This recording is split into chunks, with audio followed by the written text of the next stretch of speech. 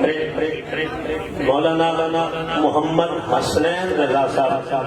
کوٹڈو ضلع مظفر گڑھ سے آپ کا تعلق ہے۔ الحمدللہ یہ علماء کرام صرف ان کو کسی ہی نہ دیکھیں کہ طلباء ہیں، بلکہ اللہ کے فضل سے یہ مدرس ہیں اور مختلف جگہوں پر یہ الحمدللہ ارشاد کا فیضان مختلف سینوں میں پہنچا رہے ہیں اور مختلف جگہوں پر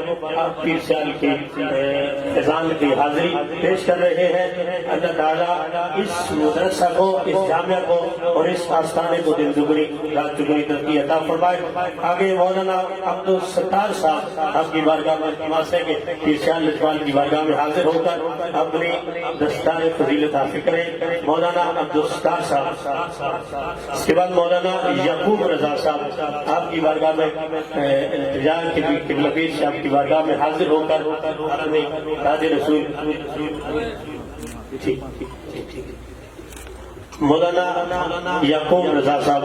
اس کے بعد مولانا غلام عباس صاحب، مولانا غلام عباس صاحب قبلہ پیر صاحب کی بارگاہ میں اپنی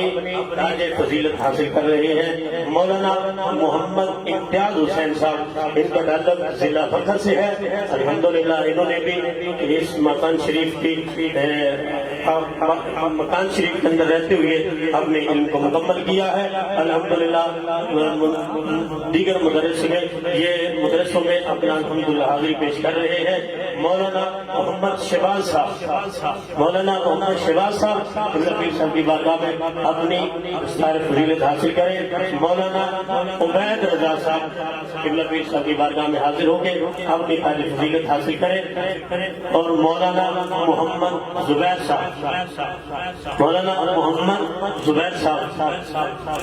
الحمدللہ یہ پیر صاحب لجپال کا فیضان ہے اور پیر صاحب لجپال کے آپ کا فیضان اور آپ کی محبتوں کا یہ ثمرہ ہے الحمدللہ۔ یہاں پر مکان شریف کے اندر رہتے ہوئے یہاں پر صرف علماء کرام نہیں بلکہ حفاظ کرام کی کثیر تعداد میں جن کا حفظ مکمل ہوا ان کی بارگاہ میں التماس کروں گا۔ حافظ محمد شعیب صاحب، حافظ محمد شعیب صاحب،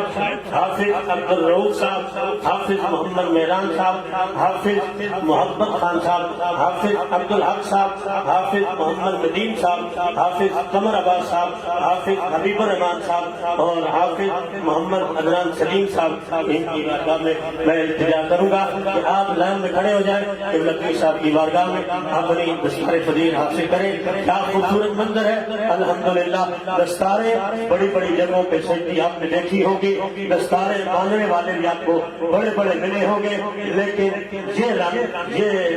اللہ کے فضل سے خاص یہاں اس آستانے کو ہی حاصل ہے۔ پیر صاحب کی نظر بھی ہے، شفقت بھی ہے، جس طرح کہ نبی صاحب فرما رہے تھے کہ صرف قرآن نہیں، قرآن کے ساتھ ساتھ صاحب قرآن کا احترام ادب جو وہ الحمدللہ ہمارے ان آستان سے ملتا ہے کہ جہاں پر قرآن بھی ہے صاحب قرآن کا ادب بھی سکھایا جاتا ہے، جہاں پر علم بھی ہے علم کے ساتھ ساتھ